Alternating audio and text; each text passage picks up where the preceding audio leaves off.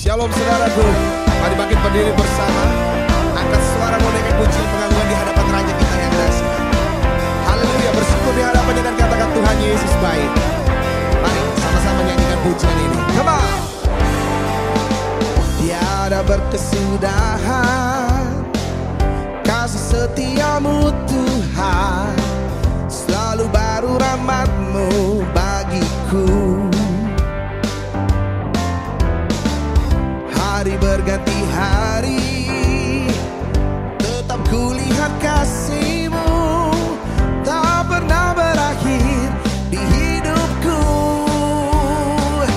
Tuhan Yesus baik, oh sungguh amat baik.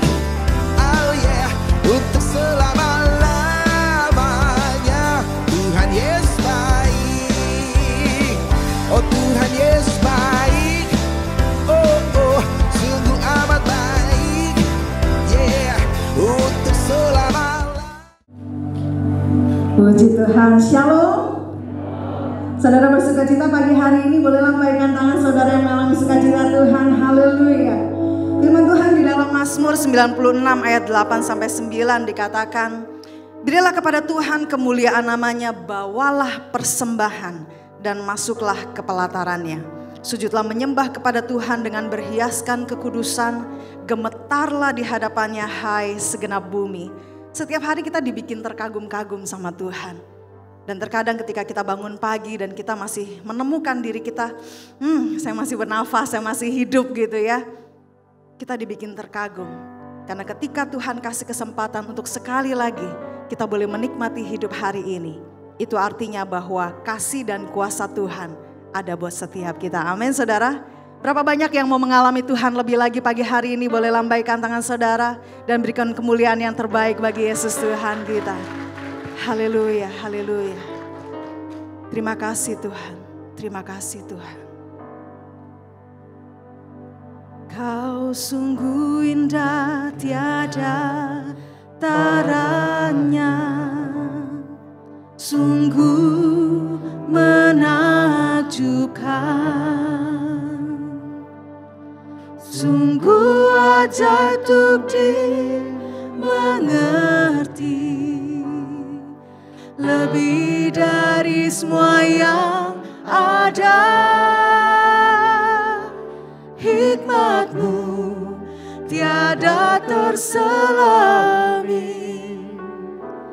kasih-Mu dalam tak terduga.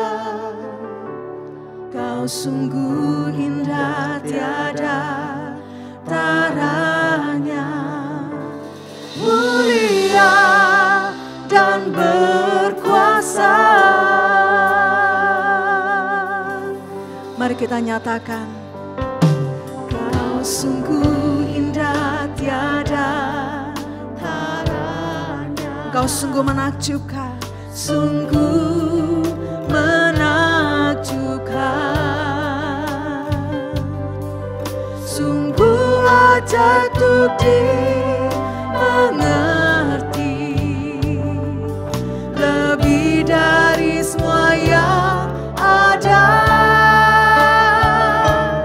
Hikmat-Mu tiada terselami, kasih-Mu dalam tak terduga. Kau sungguh indah tiada taranya, mulia dan berkuasa. Mari kita kagumi Tuhan. Ku kagum hormat akan Engkau. Amin. Ku kagum hormat akan Engkau. Kau Allah yang layak dipuji. Ku kagum akan Engkau. Saya mengajak kita bangkit berdiri. Mari kita nyatakan keindahan Tuhan dan kekaguman kita kepada Dia, Allah yang luar biasa. Kau sungguh indah tiada Engkau sungguh menakjubkan Tuhan.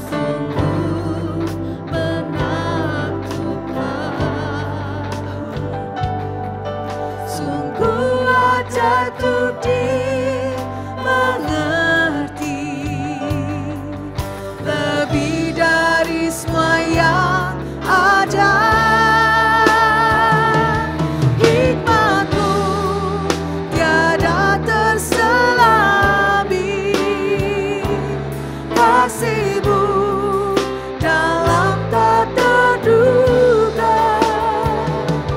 Kau sungguh indah tiada taranya, mulia dan berkuasa. Yang merasakan kekaguman Tuhan, naikkan pujian ini. Hormat akan Engkau, ku kagum. Hormat akan Engkau, Kau Allah yang layak dipuji. Ku kagum akan, ku kagumi, ku kagum. Hormat akan Engkau, ku kagum. Hormat akan Engkau, Kau Allah yang layak. Ku kagum akan Engkau, kami kagumi Engkau. Ku kagum. Hormat akan Engkau.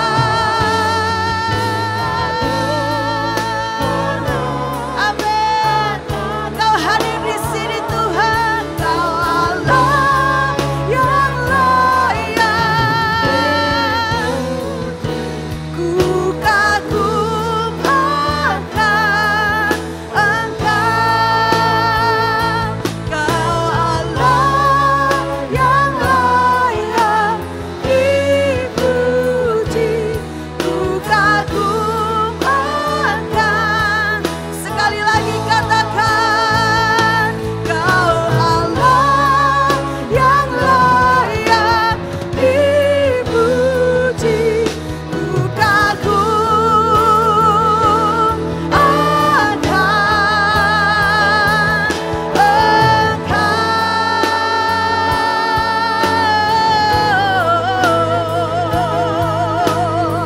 Kau Allah yang kudus, Kau layak disembah, Kau layak dipuji, kami kagumi. Kau besar dan Tuhan, tiada terbatas kuasa-Mu, tiada seperti Engkau Yesus Tuhan. Kami tinggikan Engkau dari tempat ini Yesus, sebab Engkau Allah yang besar, Allah yang besar, Allah yang besar. Kami kagumi, kami hormati Engkau di tempat kudus-Mu Tuhan. Glory, haleluya, glory, haleluya. Mari nyatakan bersama-sama, Yesus terlebih besar. Yesus terlebih besar. Dia ada di dalam setiap kita. Amin. Engkau besar di dalamku Tuhan.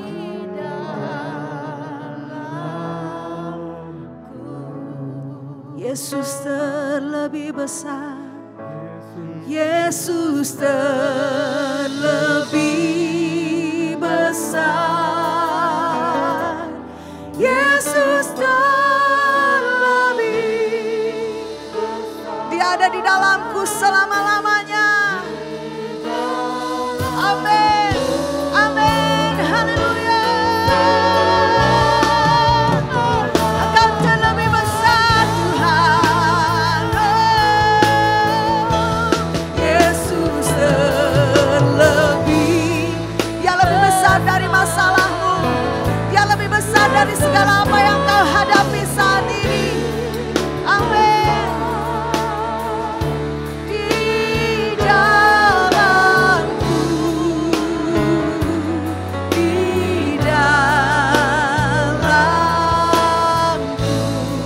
nyatakan, oh Yesus lebih besar.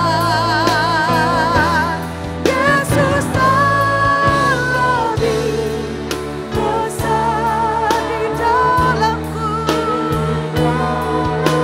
Amin. Selama-lamanya. Selamanya di dalamku. Di dalamku.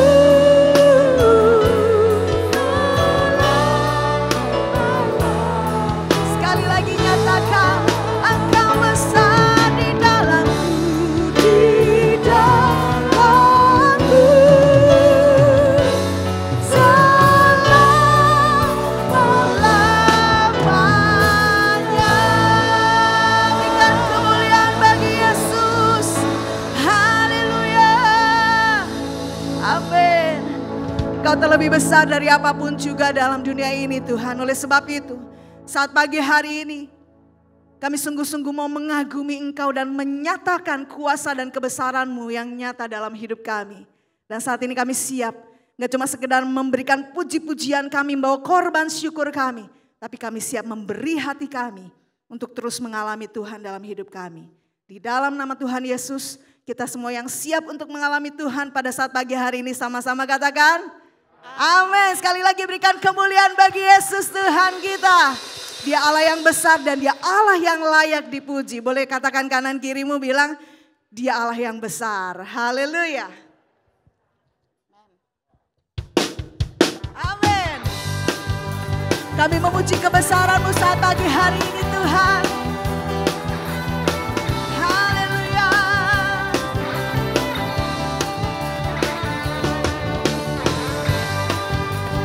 Sungguh Engkau Allah yang layak dipuji.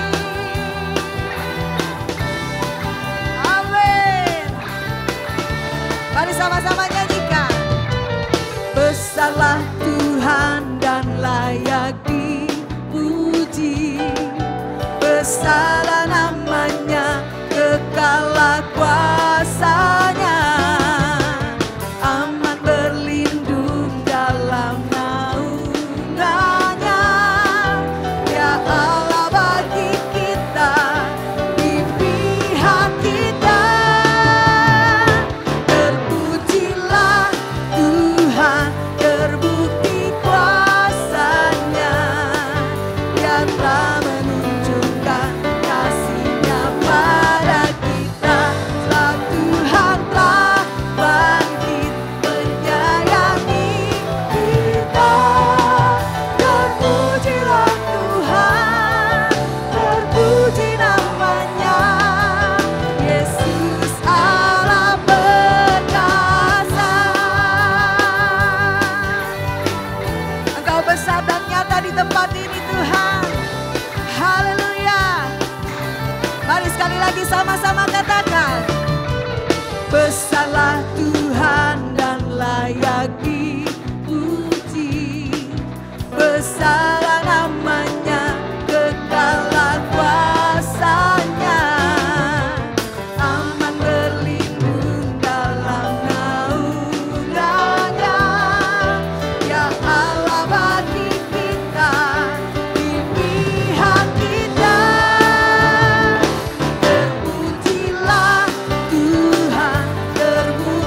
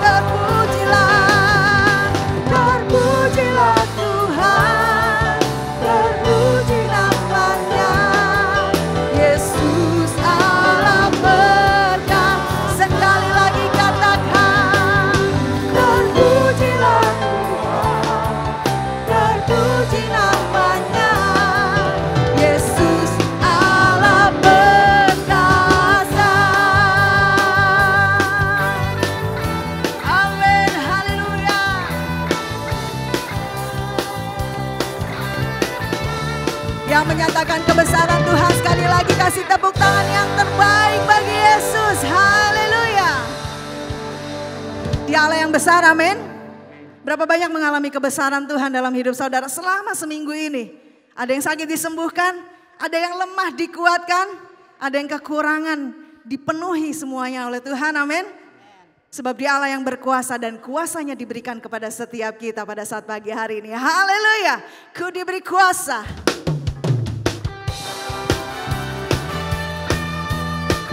Kami mau nyatakan Tuhan, kuasa-Mu nyata di dalam hidup kami. Haleluya.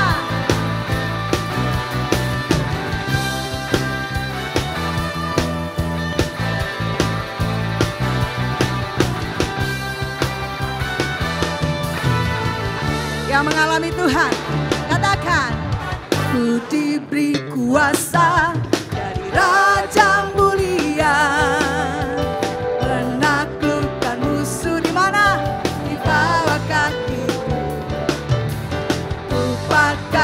Kuasa dari Raja mulia, bila Allah ada bersamaku,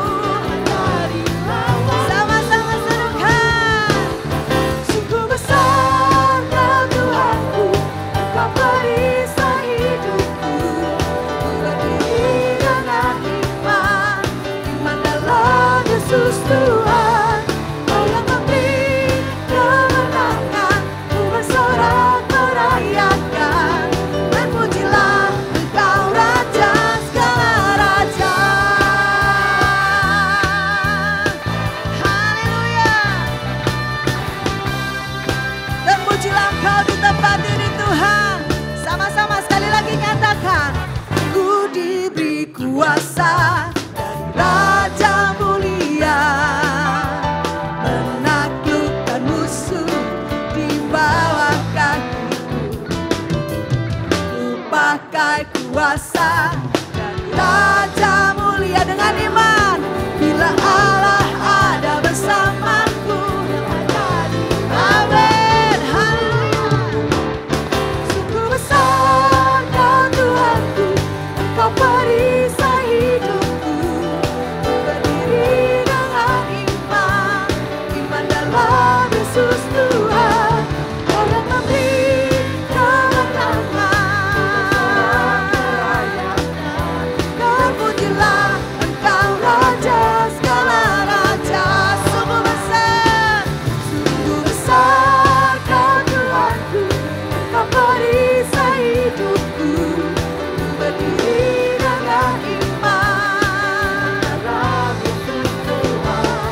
Kau yang memberi kemenangan, ku bersorak merayakan, berpujilah Engkau Raja segala raja.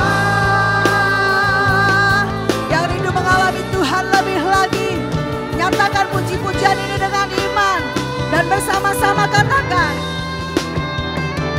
bila Allah ada bersamaku, siapa jadi lawan? Nyatakan imanmu di hadapan Tuhan. Amin.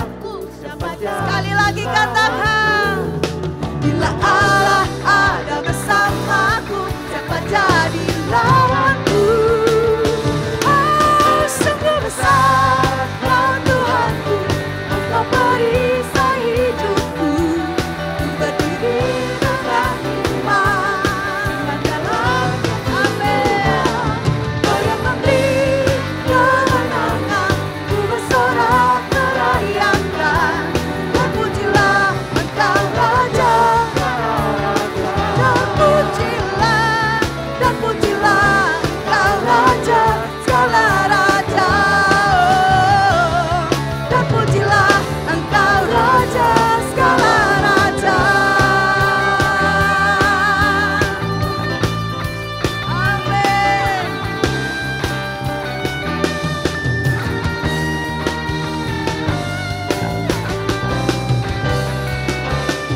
Terpujilah Engkau selama-lamanya Tuhan. Haleluya. Silakan duduk saudara yang dikasihi Tuhan. Bila terus kita mengalami Tuhan pada saat pagi hari ini, Dia hadir, Dia nyata di tempat ini. Dan biarlah kuasa Tuhan boleh menolong setiap kita untuk kita boleh setia, bertekun sampai akhir hidup kita.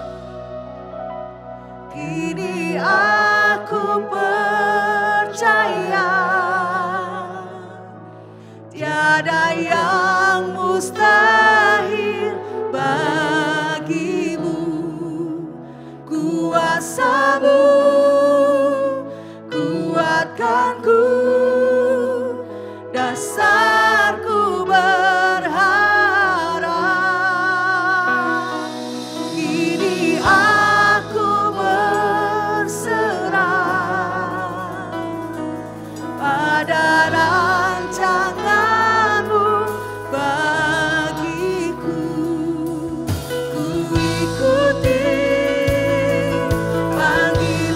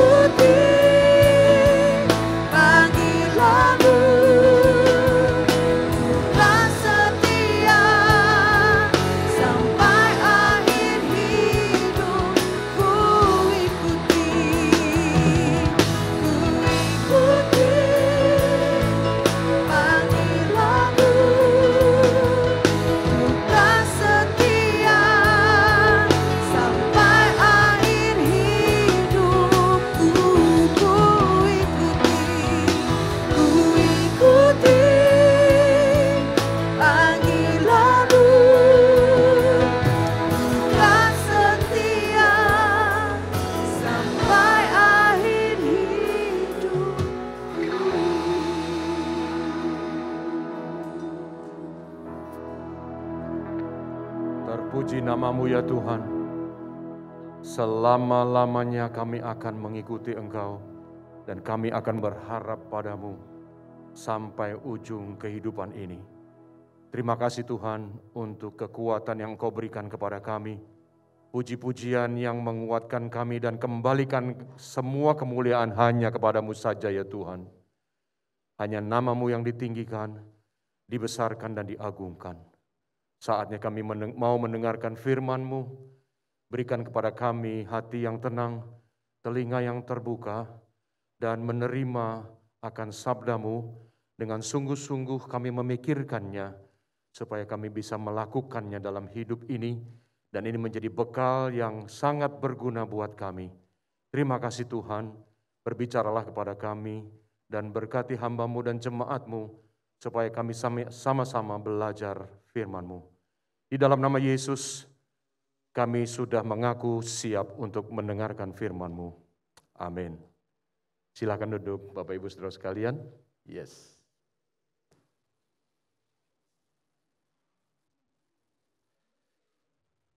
Shalom. Selamat pagi. Apa kabar? Luar biasa. Ini hari yang kedua, kali yang kedua saya berada di sini. Saya sangat memuji Tuhan dan Tuhan itu baik buat kita. Amin.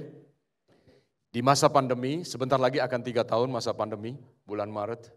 Dan di masa pandemi ini justru gedung baru ini berdiri. Puji Tuhan. Bersama-sama kita hari ini akan membicarakan mengenai buah dari ketekunan. Mari saya mengajak saudara-saudara sekalian membaca Kitab Roma pasal 5. Kitab Roma pasal 5 ayat 1 sampai yang ke-5. Roma pasal 5 ayat 1 sampai 5. Kalau sudah mendapatkannya kita akan membaca bersama-sama ke-5 ayatnya. Sekali lagi Roma 5 ayat 1 sampai 5. Mari kita baca bersama-sama. 1, 2, ya. Sebab itu, kita yang dibenarkan karena iman, kita hidup dalam damai sejahtera dengan Allah oleh karena Tuhan kita, Yesus Kristus. Oleh Dia, kita juga beroleh jalan masuk oleh iman kepada kasih karunia ini. Di dalam kasih karunia ini, kita berdiri dan kita bermegah dalam pengharapan akan menerima kemuliaan Allah. Dan bukan hanya itu saja, kita malah bermegah juga dalam kesengsaraan kita. Karena kita tahu bahwa kesengsaraan itu menimbulkan ketekunan. Dan ketekunan menimbulkan tahan uji. Dan tahan uji menimbulkan pengharapan. Dan pengharapan tidak mengecewakan. Karena kasih Allah telah dicurahkan di dalam hati kita oleh Roh Kudus yang telah dikaruniakan kepada kita. Saudara-saudara, zaman sekarang serba cepat. Semuanya serba cepat. Bukan hanya kenyamanan, tetapi juga kecepatan. Itu penting buat zaman sekarang. Teknologi sudah begitu maju dan sistem analog sudah diganti dengan digital. Kemudian sekarang sudah apapun bisa dilakukan dengan online. Tidak lagi dengan fisik kita bertemu, tapi bisa online. Pesan makanan juga bisa, kita tidak perlu ke rumah makan untuk memesan makanan, tetapi langsung kita online, di handphone kita bisa pesan. Grab kita bisa pesan juga melalui handphone. Semuanya online, zamannya startup.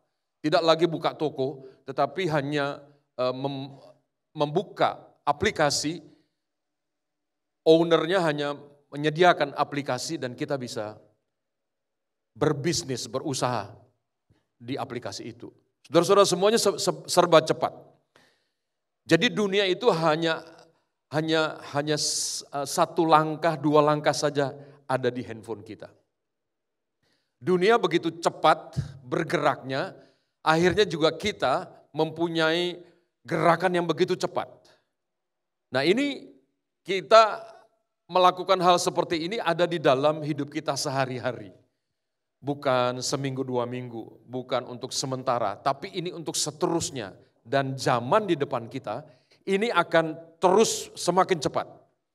Jadi apapun yang kita lakukan sekarang cepat, yang dulu kita dikatakan cepat, sekarang akan lebih cepat lagi. Dan yang sekarang cepat akan lebih cepat lagi di masa yang akan datang. Dan ini kita lakukan berulang-ulang. Akhirnya ini menjadi sebuah kebiasaan atau habit. Menjadi kebiasaan.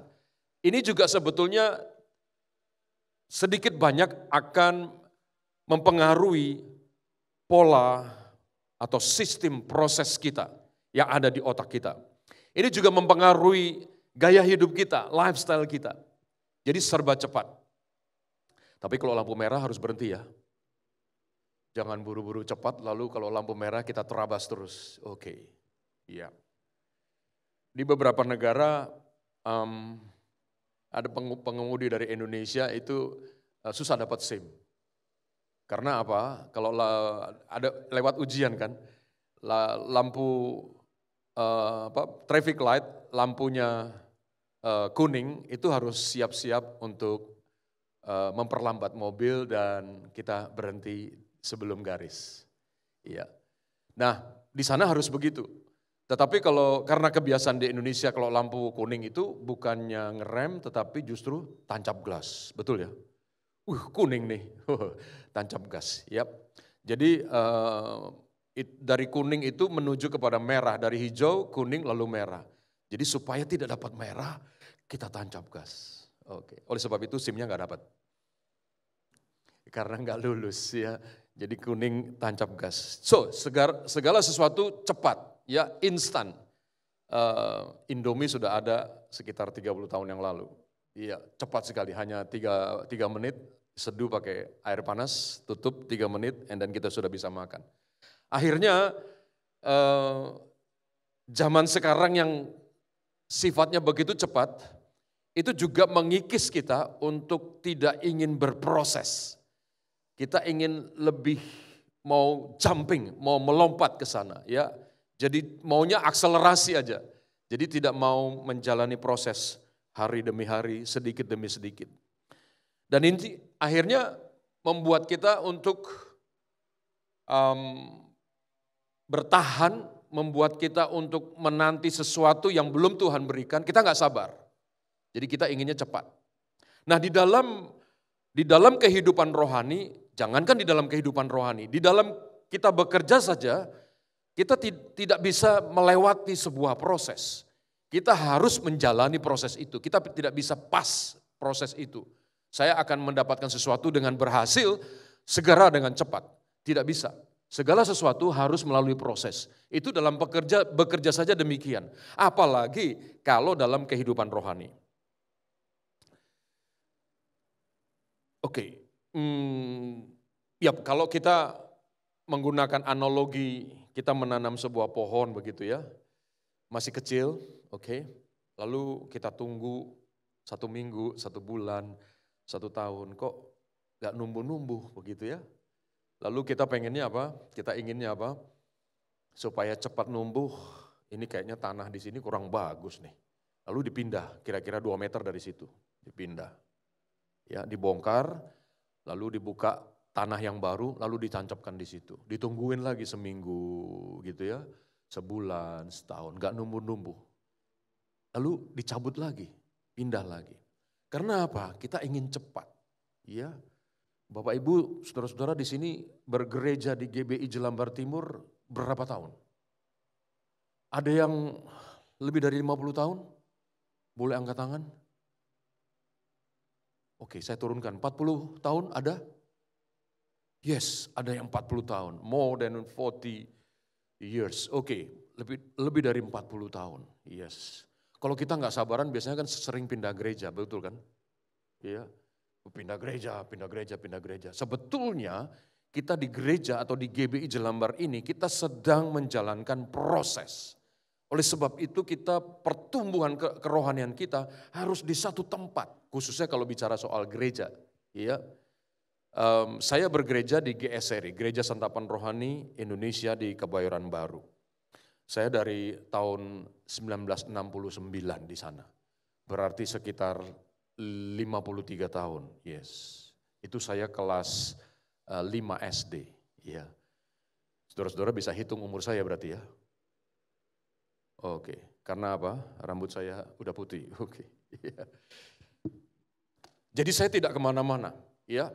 Mulai dari kelas 5 SD sampai saya menikah, sampai papa mama saya sudah dipanggil Tuhan, kami semua berada di situ. Sampai anak-anak saya ada di situ. Kalau kita bicara soal ketekunan, ini adalah sebuah proses di mana, please next, boleh bisa dibantu? Tadi bisa, yes, thank you. Yep. Di mana proses ketekunan ini harus ada di dalam kehidupan spiritualitas kita. Nah, ketekunan itu bukan hanya sekedar rajin. Ada orang yang rajin, ya, dia very diligent, ya, rajin datang terus atau mengikuti apapun itu, dia nggak pernah absen. Bukan hanya itu sebetulnya, tetapi dia fokus. Dia fokus kepada apa? Kepada kita sedang membicarakan tentang iman. Karena ketekunan ini dibutuhkan ketika kita sudah beriman. Nah, fokus ini tertuju hanya kepada iman dan konsisten. Konsisten ini juga bukan sekedar seperti karbit yang kadang-kadang ada, kadang-kadang tidak ada, tetapi dia konsisten, ada terus. Apapun itu yang dia lakukan, baca Alkitab dia konsisten, dia berdoa dia konsisten, dia bergumul tentang apa yang dia baca dalam Alkitab, dia konsisten. Semuanya konsisten, dilakukan terus setiap hari, setiap jam bersama dengan Tuhan. Saudara-saudara, tadi di dalam lagu ada Yesus segalanya. Yesus adalah segalanya. Kalau kita mengaku bahwa Yesus segalanya, atau saya balik, kalau kita sudah percaya kepada Tuhan Yesus, kita sudah tahu bahwa Yesus segalanya, makanya justru hanya Yesuslah yang kita pikirkan. Iman kita di mana kita menangkap Tuhan Yesus, ketika kita mengambil keputusan untuk menerima Tuhan Yesus kita tangkap dan jangan dilepaskan dalam hidup ini. Dia satu-satunya yang menolong kita. Bukan hanya di muka bumi ini, tapi juga nanti dia akan mengantar kita masuk ke dalam kerajaan surga. Kehidupan yang kekal. Bapak Ibu saudara sekalian, memang tidak mudah. Tetapi di sini dikatakan sekali lagi, harus melalui proses ketekunan. Jadi kalau kita percaya kepada Tuhan, itu bukan satu kali lalu beres begitu semuanya. Tidak. Kita perlu menjalankan kepercayaan atau iman kita itu setiap hari bersama dengan Tuhan. Jadi bukan berarti bahwa ketika kita percaya kepada Tuhan segala sesuatu beres, bukan saja tadi saya sudah katakan beres di muka bumi ini, tapi beres juga nanti di surga. Lalu kita bisa cari uang sebanyak-banyaknya, dan kita hidup di dalam hedonisme, kita hidup bersenang-senang hanya untuk memenuhi kenikmatan badan ini. No, bukan itu. Jadi ketika kita percaya kepada Tuhan Yesus, justru iman kita perlu bertumbuh. Karena nanti apa? Tuhan menunggu kita sampai di mana imanmu bertumbuh. Jadi jaminan masuk ke dalam surga, ke dalam kehidupan kekal, yes itu betul. Tetapi semasa kita hidup di muka bumi ini, kita harus terus bertekun dan mempertahankan iman kita. Ibrani 10 ayat 36 sudah mengatakan, engkau memang memerlukan ketekunan. Supaya sesudah kamu melakukan kehendak Allah, kamu memperoleh apa yang dijanjikan itu. So berarti kehendak Allah itu adalah perintah-perintahnya yang ada di dalam Alkitab. Nah itu dilakukan dengan ketekunan, tidak bisa disambi, tidak bisa hanya sebentar disentuh saja, tidak bisa hanya cukup berdoa saja, tidak bisa hanya masuk telinga sekali saja, tidak bisa, harus berkali-kali. Perintah atau firman Tuhan itu perlu kita dengarkan terus, perlu kita lakukan terus, kita gumuli terus, supaya kita bisa menjalankannya. Karena tidak mudah melakukan perintah-perintah Tuhan yang ada di dalam firman-Nya.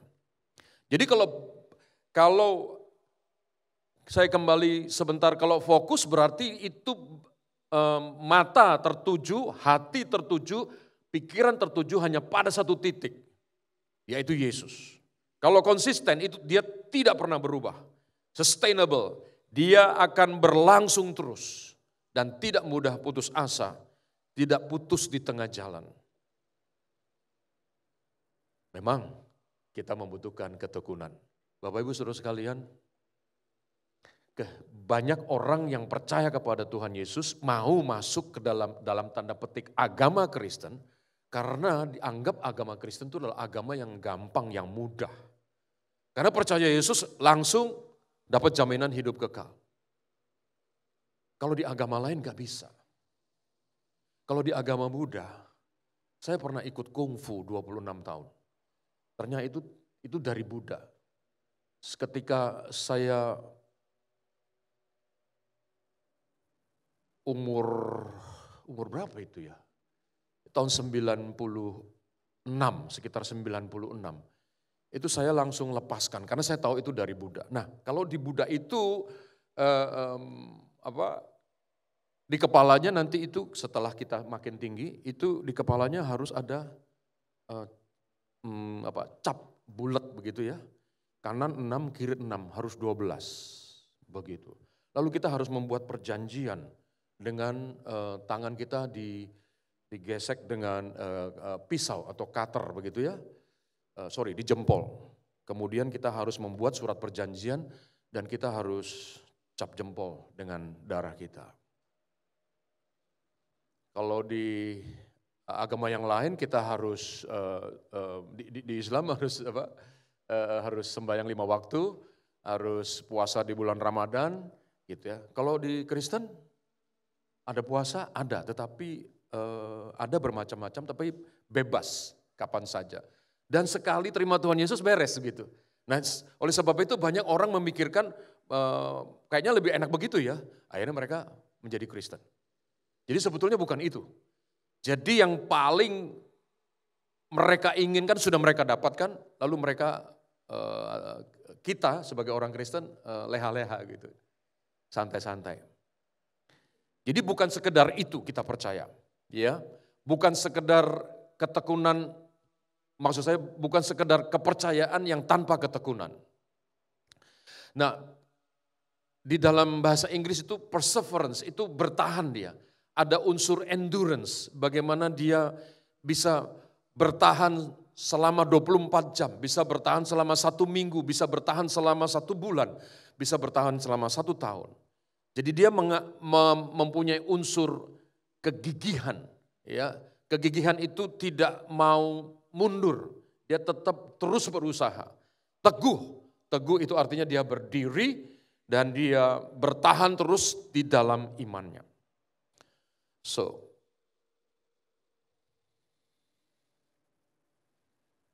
Nah, buah ketekunan. Saya masuk ke dalam buah ketekunan lebih dahulu sebelum nanti kita bicarakan mengenai sebelum ketekunan apa yang terjadi. Nah, ketekunan ini akan muncul dan akhirnya menimbulkan tahan uji. Orang-orang yang atau kita semua yang sangat tekun, kita akan tahan uji. Tahan uji artinya apa? Banyak pencobaan, banyak hambatan, banyak halangan, tetapi kita bisa melewatinya karena kita tahan uji. Emas akan dikatakan emas kalau dia dipanaskan dengan temperatur 1400 derajat Celcius. 1400, 1000 nggak bisa, 1100 tidak bisa, 1400 minimal. Akhirnya apa? Logam-logam yang ada pada emas itu akan rontok. Entah itu besi, entah itu aluminium, entah itu apalagi nikel, itu semua akan rontok. Sehingga ketika 1400 dipanaskan, maka dia baru dibilang emas dan dia dikatakan adalah tahan uji. Di Ibrani 10 ayat 35, satu ayat sebelum dari 1 Ibrani 10 ayat 36 dikatakanlah, janganlah kamu melepaskan kepercayaanmu karena besar upah yang menantinya. Jadi itu sudah menjadi janji Tuhan.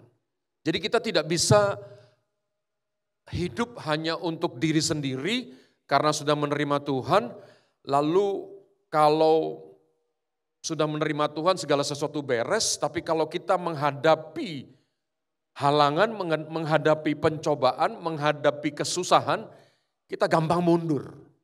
Gampang mundur dan kita akhirnya bahkan melepaskan kepercayaan kita. Dunia ini memberi iming-iming yang membuat kita untuk berbalik dari Tuhan. Entah itu usaha, entah itu hidup pernikahan. Jadi kalau kita akan naik pangkat, itu tidak bisa orang Kristen.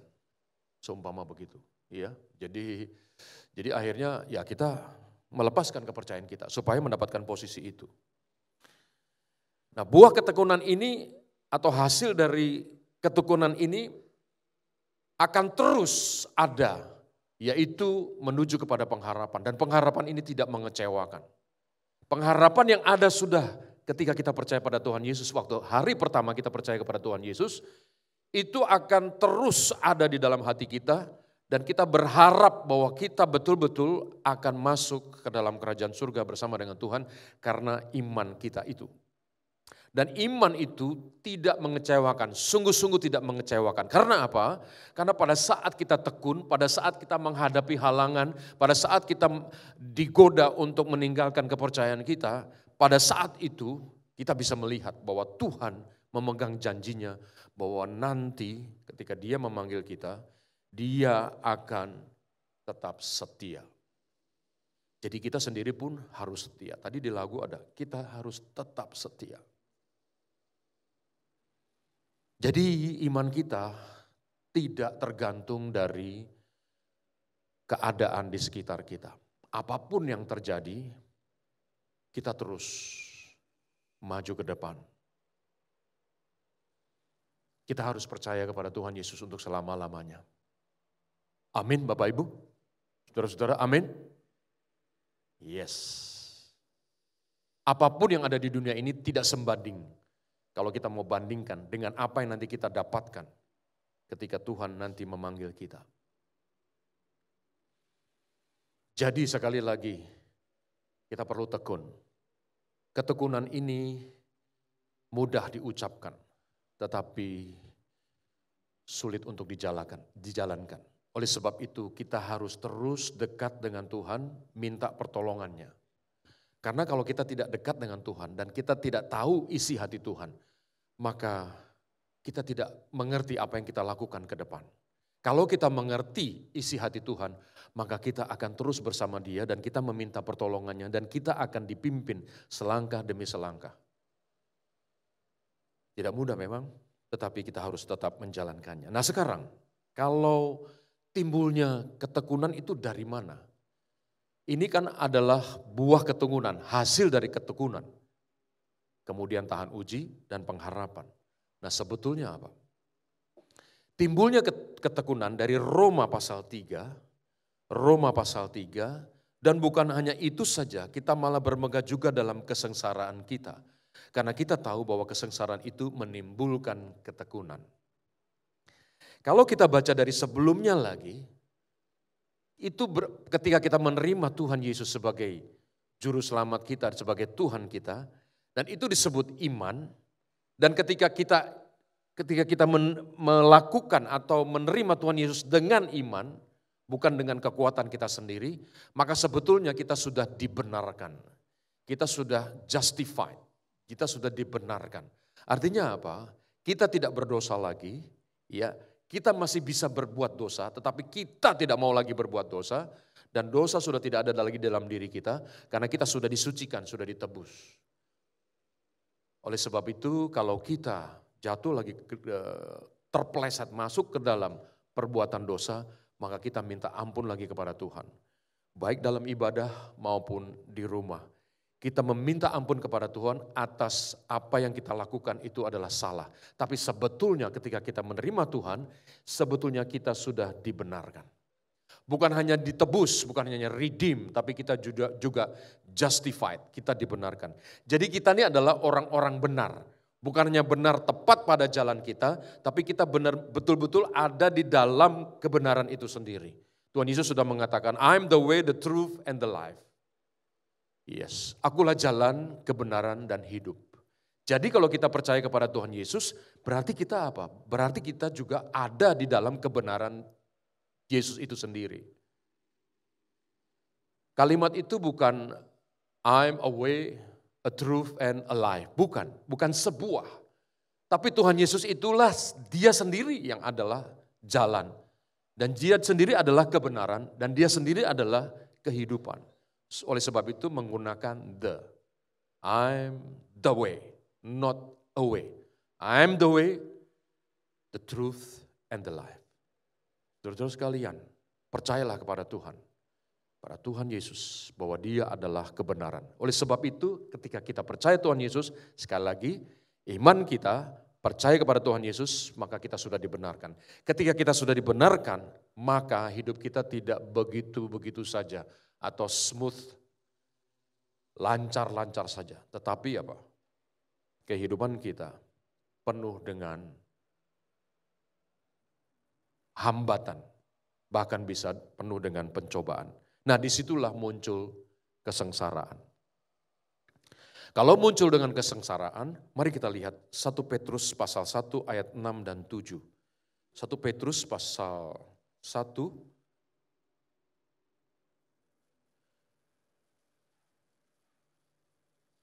Petrus pasal 1 Bentar ya. 1 Petrus pasal 1 ayat 6 dan 7. Saya bacakan, bergembiralah akan hal itu sekalipun sekarang ini kamu seketika harus berduka cita oleh berbagai-bagai pencobaan. Maksud semuanya itu ialah untuk membuktikan kemurnian imanmu yang jauh lebih tinggi nilainya daripada emas yang fana yang diuji kemurniannya dengan api sehingga kamu memperoleh puji-pujian dan kemuliaan dan kehormatan pada hari Yesus Kristus menyatakan dirinya.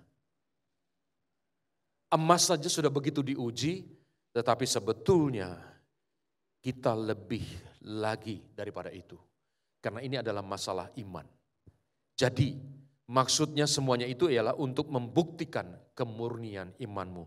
Jadi kalau kita bertekun, itu adalah untuk memurnikan iman kita. Apakah masih banyak motivasi-motivasi yang tidak benar? Apakah motivasi-motivasi hanya untuk diri sendiri? Motivasi-motivasi hanya untuk orang-orang sekitar komunitas saya, grup-grup saya.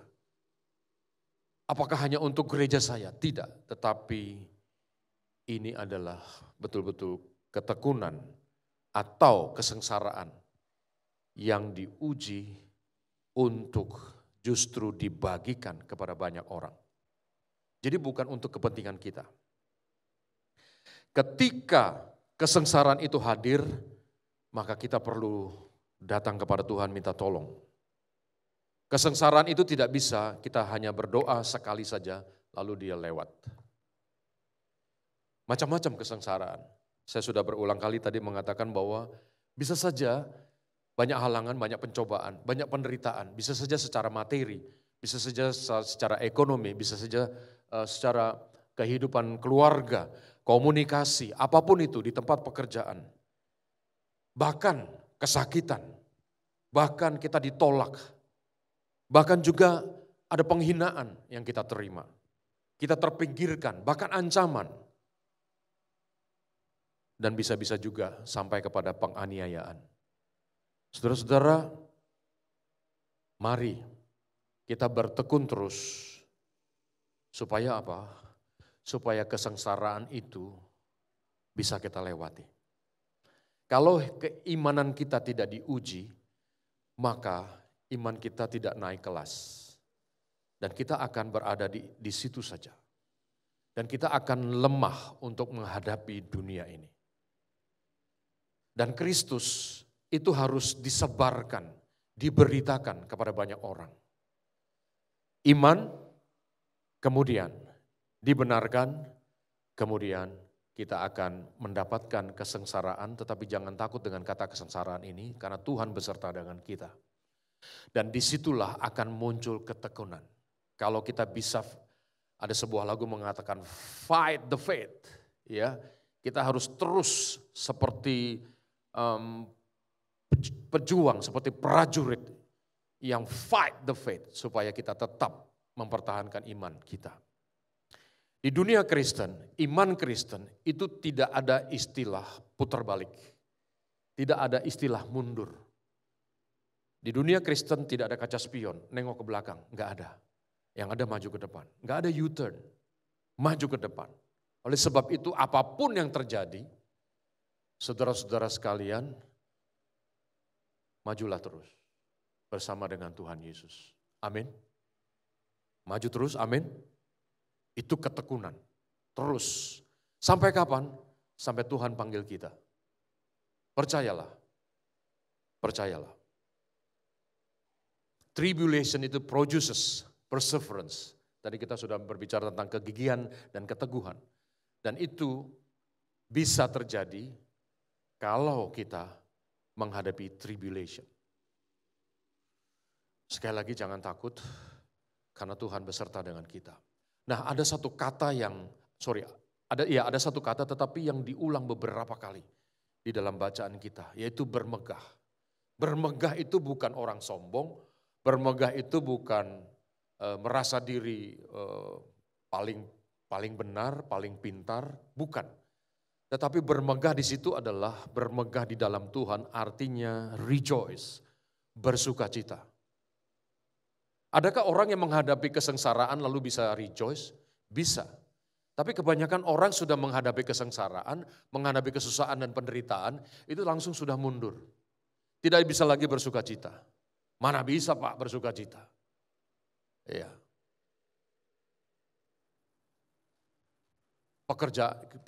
Saya cari pekerjaan susah. Usaha sekarang susah. Masa pandemi. Waktu selama 2 tahun susah ya, dan sekarang sudah ekonomi sudah, artinya usaha bisa dibuka lagi. Dan kita bisa mulai naik lagi. Mana bisa bersukacita pada saat seperti itu. Tapi itulah situasi yang ada di sekeliling kita, itu bukan ciptaan kita, itu datangnya dari luar. Dan itu menghantam kita. Tapi kita tetap bermegah di dalam Tuhan. Kita rejoice in the Lord.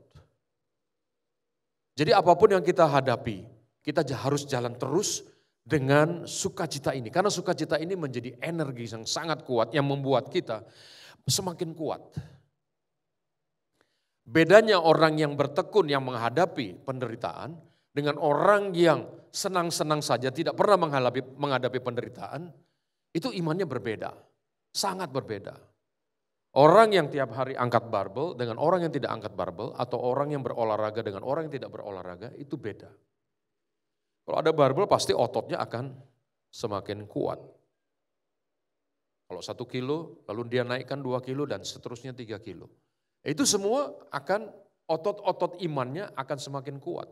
Jadi beda dengan orang yang tidak mengangkat barbel atau berolahraga. So, rejoice. Mari kita lihat sebentar rejoice. Apa yang terjadi dengan rejoice? Kita bermegah bukan saja di Ibrani, sebentar. Di Roma yang tadi, Roma pasal 5, ya kita lihat. Ayat yang kedua. Dan kita bermegah dalam pengharapan akan menerima kemuliaan Allah. Ayat 2b. Itu hal yang positif. Membuat kita bermegah. Ya karena Tuhan sudah berjanji. It's very easy. Artinya sudah sesuatu yang sudah Tuhan jaminkan begitu. Tetapi adalah yang berikutnya adalah ayat 3. Dan bukan hanya itu saja, kita malah bermegah juga dalam kesengsaraan kita. Kok bisa orang bermegah dalam kesengsaraan? Ya. Kalau dalam pengharapan mungkin oke bisa, tetapi dalam kesengsaraan dan Tuhan memberikan itu, kita bisa bermegah di situ. Kita tetap rejoice. Kita tetap bermegah. Orang-orang yang menang imannya, yang selalu mengalami kemenangan itu karena apa? Dia telah menjalani kesengsaraan. Jadi dia menjalani proses.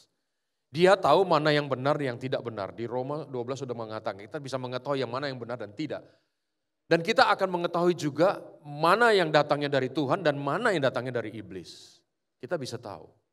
Dan mana yang tidak harus kita lakukan, yang tidak boleh dilakukan, yang melanggar perintah Tuhan, dengan yang harus kita lakukan. Apa yang Tuhan senang, kita senangi juga. Apa yang Tuhan tidak senang, kita juga harus tidak senang terhadap apa yang Tuhan tidak senang. Jangan apa yang Tuhan tidak senang, justru itu yang kita lakukan. Saudara-saudara, yang berikutnya adalah bermegah dalam Allah, itu ada di ayat yang ke-11. Dan bukan hanya itu saja, ya ada kata-kata begitu ya, dan bukan hanya itu saja di ayat 3. Ayat 11 lagi dikulang, dan bukan hanya itu saja, kita malah bermegah dalam Allah oleh Yesus Kristus Tuhan kita. Sebab oleh Dia kita telah menerima pendamaian itu.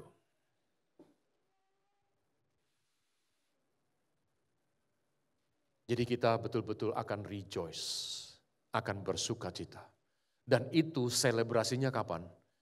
Selebrasinya secara bersama-sama adalah pada hari Minggu. Bapak Ibu Saudara sekalian, selama 1 minggu kita menghadapi atau menjalani proses iman kita. Dan kita menang di dalam Tuhan. Dan selebrasinya adalah pada hari Minggu. Hari Minggu, pada saat kita ibadah. Oleh sebab itu kita mengangkat tangan kita, mengangkat hati kita. Ya Tuhan, terima kasih. Engkau selama 1 minggu ini sudah bersama dengan diriku dalam menjalani iman ini. Itu selebrasi. Kenapa hari Minggu? Karena Tuhan menang pada hari Minggu. Dia bangkit pada hari Minggu. Hari Jumat dia disalibkan. Pada hari yang ketiga dia bangkit dari antara orang mati. Tapi sebelum dia bangkit pada hari yang ketiga, dia ada di mana? Dia turun ke dalam kerajaan maut. Dan ketika dia berada di situ, dia mengalahkan maut itu. Dan dia bangkit. Saudara-saudara, selebrasi pada hari Minggu, itu adalah pernyataan kita. Yes, saya menang dari perlawanan dengan si iblis yang mau menyeret kita, menyeret saya kepada jalan yang tidak benar. Menyeret kita untuk melakukan yang bukan kehendak Tuhan. Bahkan untuk melepaskan iman kita. Sekali lagi, kita juga bermegah dalam kesengsaraan dan juga bermegah di dalam Allah oleh Yesus Kristus Tuhan kita. Sebab oleh Dia kita telah menerima pendamaian itu. Nah, lalu bertekunnya dalam hal apa? Banyak ya. Bertekun itu kita tetap beriman. Saya sudah mengatakan tadi juga berdoa, membaca Alkitab, ya itu bertekun. Lalu berjuang. Karena begini, kita berjuang untuk iman yang timbul dari berita Injil. Berita Injil yang kita terima, itu membuat kita mempunyai iman dan kita berjuang di situ. Kita harus bertahan dan siap menderita. Jangan goyah dan jangan tidak percaya kepada Tuhan Yesus. Kita harus sekali lagi tetap percaya kepada Dia. Saudara-saudara, bertekun itu membutuhkan kegigihan, membutuhkan niat kita, membutuhkan pemikiran, membutuhkan hati yang dekat dengan Tuhan. Terus bersama dengan Dia. Jangan 1 detik pun melepaskan Tuhan dari hidup kita. Itu bertekun. Nah sekarang, apa yang terjadi kalau kita bertekun? Tuhan disenangkan dan dimuliakan. Mengapa Tuhan disenangkan? Karena iman itu adalah pemberian dari Tuhan. Oke? Kita tidak bisa tanpa pertolongan Tuhan mempunyai iman percaya kepada Dia. Roh Kudus yang membuat kita bisa percaya kepada Tuhan. Di ayat 1 sudah dikatakan bahwa sebab itu kita yang dibenarkan karena iman kita hidup dalam damai sejahtera dengan Allah oleh karena Tuhan kita Yesus Kristus.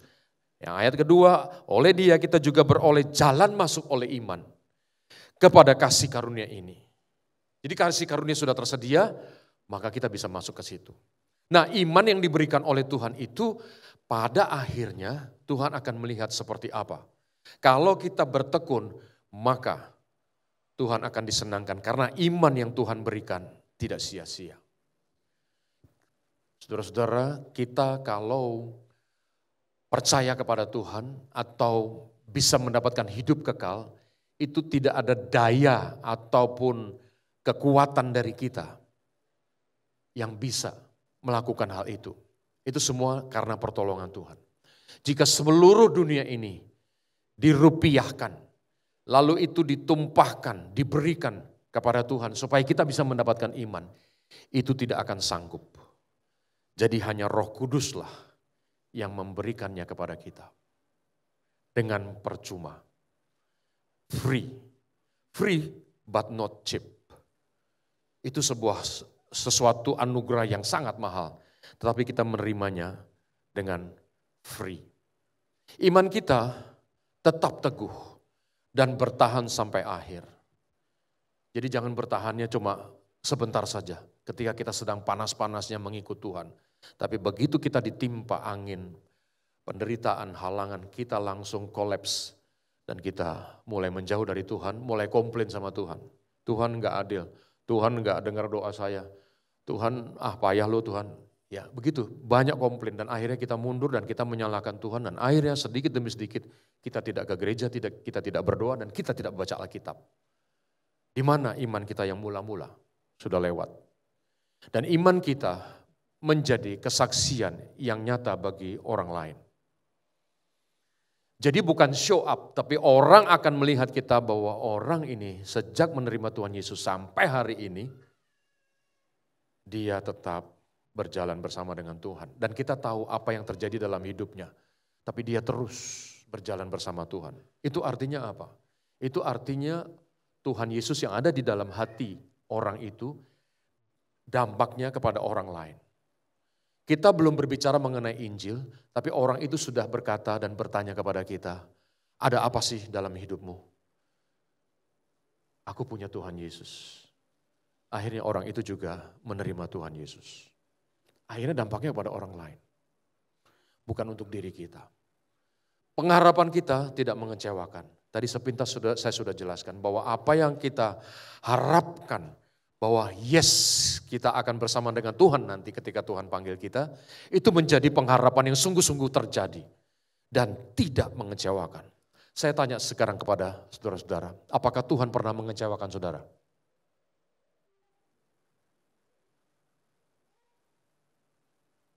Halo? Anybody home? Kok sepi? Malam kudus, sunyi senyap. Oke. Pernah Tuhan mengecewakan kita? Tidak pernah. Pernah dia ingkar janji?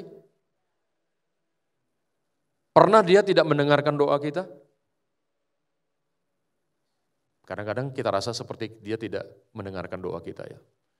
Kadang-kadang Tuhan jawab ya, kadang-kadang jawab tidak, dan kadang-kadang Tuhan tidak menjawab. Kadang-kadang karena juga harus tunggu waktu yang tepat, dan kadang-kadang suka diam Tuhan. Iya. Di sini ada yang bawa Alkitab ini, yang cetak, udah enggak ya? Udah enggak ya? Udah digital semua ya? Kita hidup dalam dunia digital ya. Kalau ada yang bawa, kitab terakhir perjanjian lama apa?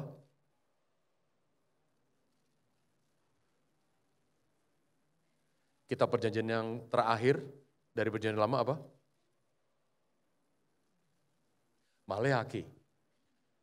Perjanjian baru kitab pertama apa? Matius. Kalau yang cetak itu di tengahnya ada kertas kosong. Kertas kosong. Ya, satu halaman kosong, tidak ada tulisannya apa-apa.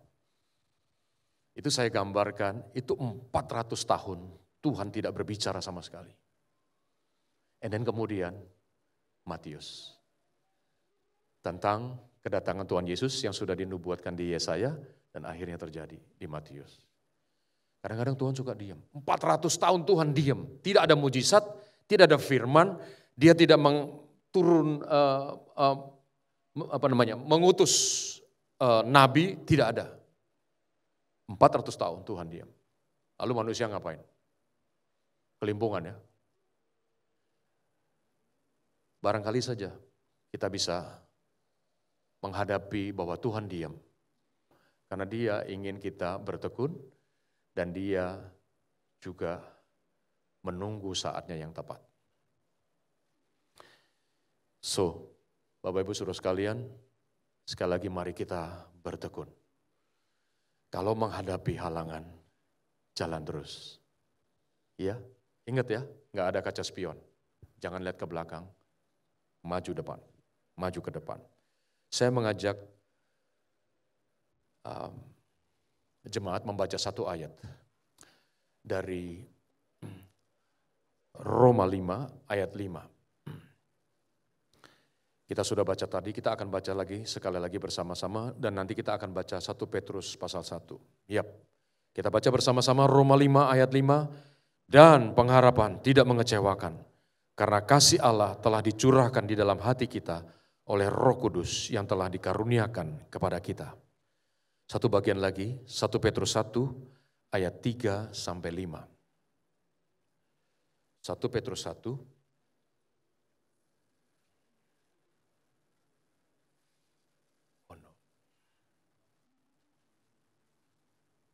1 Petrus 1 ayat 3 sampai 5. Kita baca bersama-sama 1, 2, ya.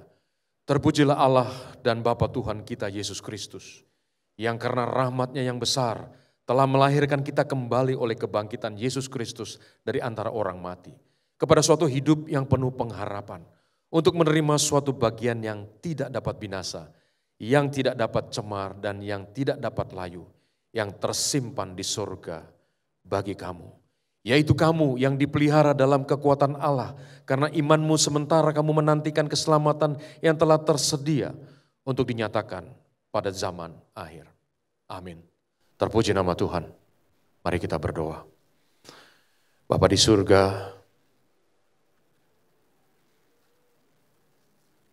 kehidupan kami menginginkan kecepatan. Gaya hidup kami tidak ingin melewati proses. Tetapi Tuhan, di dalam kehidupan spiritual kami, kehidupan kerohanian kami, Engkau meminta kami untuk bertekun, terus mempertahankan iman sampai akhir. Tolong kami ya Tuhan, supaya menjadi pemenang-pemenang di dalam iman. Dan kami menjadi saksi dan kami menjadi kesaksian. Bukan hanya untuk diri kami tetapi untuk orang lain. Orang lain akan melihat ada Yesus di dalam hidup kami. Itulah goal yang terakhir yang Tuhan inginkan. Supaya kami menghadirkan Kristus kepada hidup orang lain. Ampuni kami Tuhan jika kami sering komplain, sering mengeluh. Ampuni kami jika kami ingin mundur. Ampuni kami jika kami mengatakan bahwa Tuhan tidak adil. Masing-masing kami harus bertanggung jawab akan iman kami ya Tuhan. Berikan kekuatan pada jemaat-Mu di tempat ini. Berkati mereka dalam usaha mereka sehari-hari, pekerjaan mereka dan apapun yang mereka lakukan. Berdasarkan dengan firman Tuhan, Engkau berkati. Berkati semua jemaat-Mu di tempat ini. Berkati gereja ini yang menjadi kesaksian yang sudah bertekun puluhan tahun. Terus memegang Tuhan Yesus dengan sungguh-sungguh tanpa bergeser sedikit pun, tanpa bergeser 1 senti pun. Terus membawa nama Tuhan Yesus kepada banyak orang. Berkati gereja ini juga ya Tuhan. Karena kami yakin ini adalah batu karang yang Tuhan dirikan di muka bumi ini menjadi kesaksian bagi banyak orang. Sekali lagi berikan kepada kami ketaatan untuk tekun di hadapan Tuhan.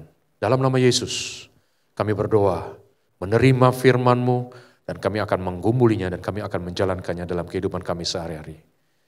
Dalam nama Yesus, amin. Amin.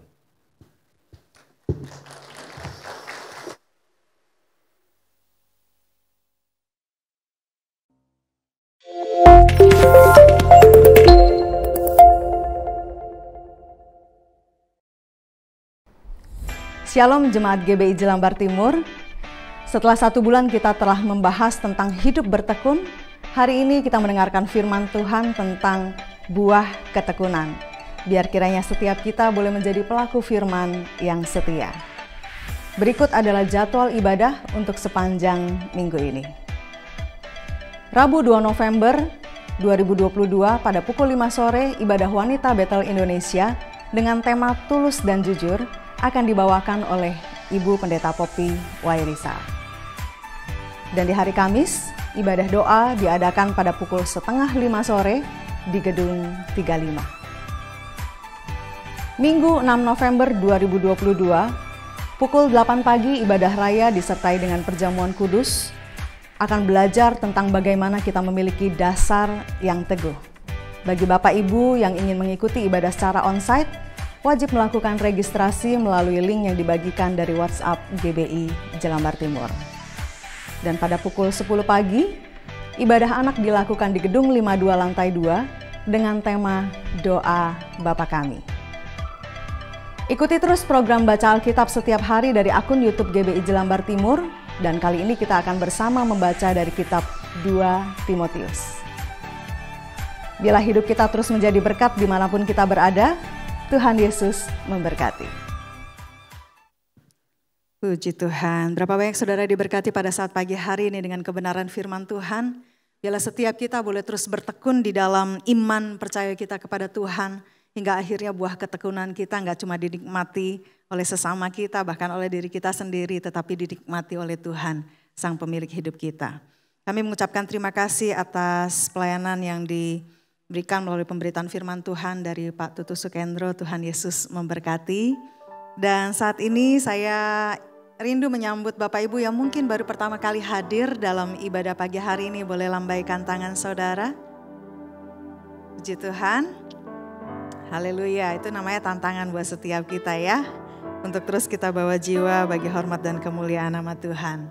Dan saat ini saya juga mengucapkan terima kasih bagi seluruh jemaat yang sudah mengumpulkan setiap celengan. Dan mungkin bagi Bapak Ibu yang aduh saya belum ngumpulin karena saya nggak punya celengan. Nanti selesai ibadah Bapak Ibu bisa bertemu dengan tim Asyar untuk meminta celengan ya kalau yang belum punya. Oke. Dan saat ini kita akan memberikan korban syukur kita kepada Tuhan. Persembahan dilakukan 2 kali. Yang pertama kita memberikan korban syukur kita untuk operasional gereja. Dan kemudian yang kedua persembahan kita akan digunakan untuk memperlengkapi setiap bagian gedung gereja ini. Mari kita persiapkan persembahan kita yang terbaik. Dan sekali lagi saya mengajak setiap kita untuk bawa persembahan kita. Dan khususnya bagi Bapak Ibu juga yang mengikuti ibadah secara online, saudara juga dapat memberikan persembahan melalui scan barcode ataupun transfer rekening yang tertera di layar saudara. Mari kita satukan hati, kita berdoa. Engkau sungguh baik Tuhan, tidak terukur betapa besar, dalam dan tingginya kasih-Mu dalam hidup kami. Engkau selalu menyediakan dan memelihara hidup kami. Pagi hari ini jikalau kami berkesempatan untuk kami bisa membawa persembahan kami. Ini bukan hasil kuat dan gagah kami. Tapi kami percaya karena Tuhan sudah terlebih dahulu memberkati kehidupan kami. Oleh sebab itu terimalah persembahan kami yang kami bawa dengan hati yang penuh dengan sukacita, dengan ucapan syukur, dengan hati yang mencintai Tuhan. Dan kami percaya Tuhan pun akan mencukupkan dan memberkati setiap kehidupan kami. Di dalam nama Tuhan Yesus, kami siap memberi yang terbaik. Haleluya. Amin.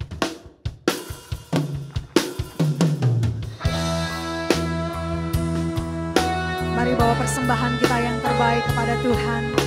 Dan terus arahkan hati kita kepada Tuhan.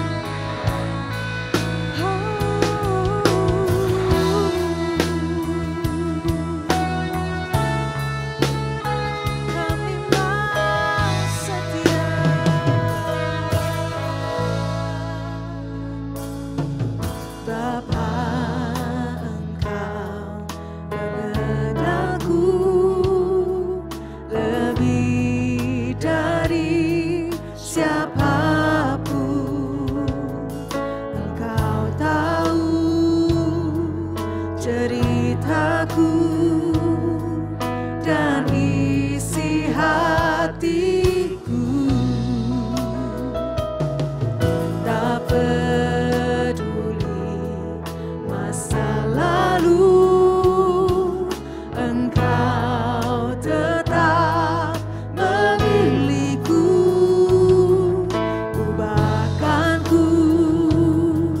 sempurnakan jadi karya yang indah.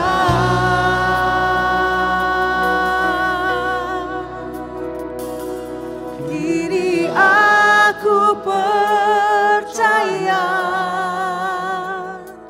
tiada yang mustahil bagimu. Kuasa-Mu kuatkanku, dasarku berharap. Kini aku berserah pada rancangan-Mu bagiku. Ku ikuti panggilan-Mu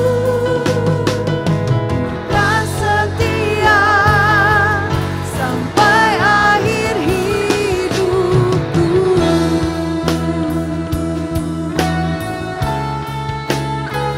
Kami mau setia. Bapa, Engkau mengenalku lebih dari siapapun. Engkau tahu ceritaku dan isi hatiku. Tak peduli masa lalu, Engkau tetap memilihku. Bahkan sempurnakan jadi karya yang. Mari saya mengundang kita bangkit berdiri, katakan. Kini aku percaya tiada yang mustahil bagimu. Kuasa-Mu kuatkanku, dasarku berharap. Kini aku berserah pada rancangan-Mu bagiku. Ku ikuti panggilan-Mu, ku tak setia sampai akhir. Kini aku percaya tiada yang mustahil bagimu. Kuasa-Mu kuatkanku, dasarku berharap. Kini aku berserah pada rancangan-Mu bagiku. Ku ikuti panggilan-Mu, ku tak setia sampai akhir hidupku. Ku ikuti panggilan-Mu, ku tak setia sampai akhir hidupku. Bapa di dalam surga, luar biasa dahsyat Allah bagi kami. Pada pagi hari ini Engkau memberkati dengan firman yang luar biasa. Engkau membekali kehidupan kami luar biasa Tuhan. Sehingga kami tetap menaruh harap sepenuh kepada Engkau dengan tiada bimbang. Karena pengharapan kami tidak akan dikecewakan oleh Engkau Tuhan. Dalam situasi apapun yang kami hadapi, Engkau tidak akan mengecewakan kami. Kau panggillah kami dengan tangan kasih-Mu. Teguhkanlah iman kami pada pagi hari ini. Di saat kami mendengarkan suara firman-Mu, bangkitkanlah pengharapan kami kepadamu. Kami tetap bersuka cita di dalam situasi apapun yang kami hadapi. Kami tidak bimbang dan ragu, karena kami yakin sekali iman kami, pengharapan kami kepadamu tidak akan disia-siakan oleh Engkau Tuhan. Engkau menyertai dan Engkau menolong kami senantiasa. Bapa mengenal seluruh jemaat yang hadir pada pagi hari ini.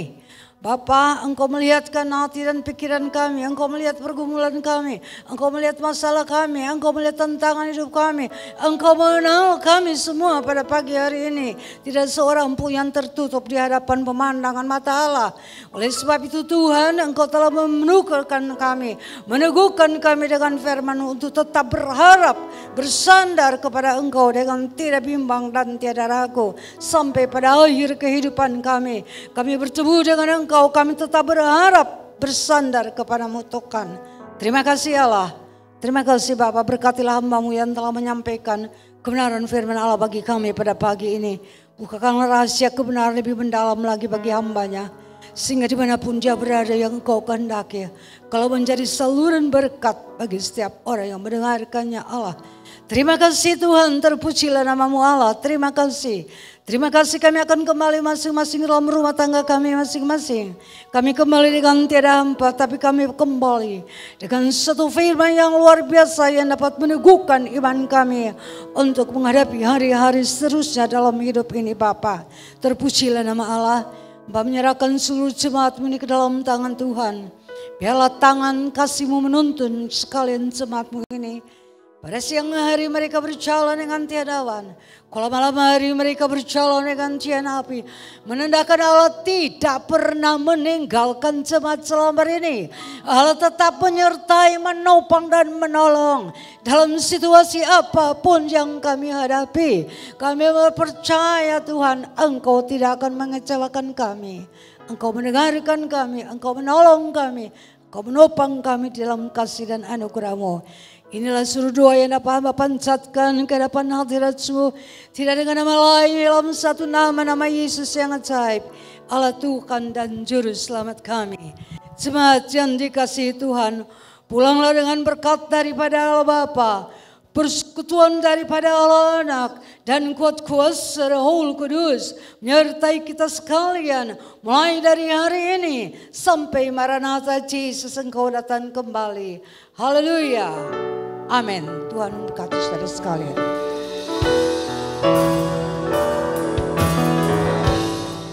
Kami memuji kebesaran-Mu Tuhan.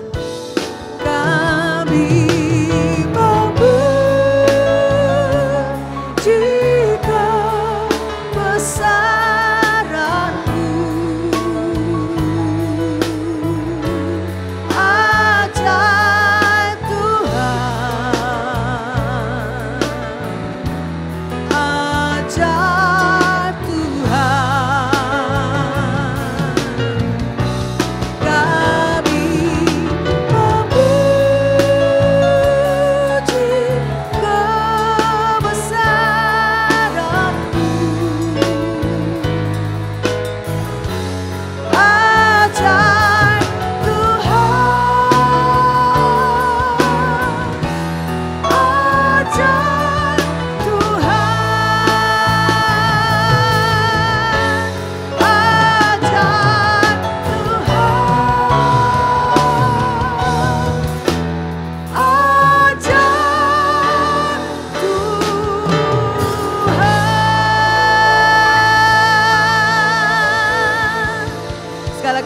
Kami bagi nama Tuhan. Selamat pulang, selamat hari Minggu. Tuhan Yesus memberkati.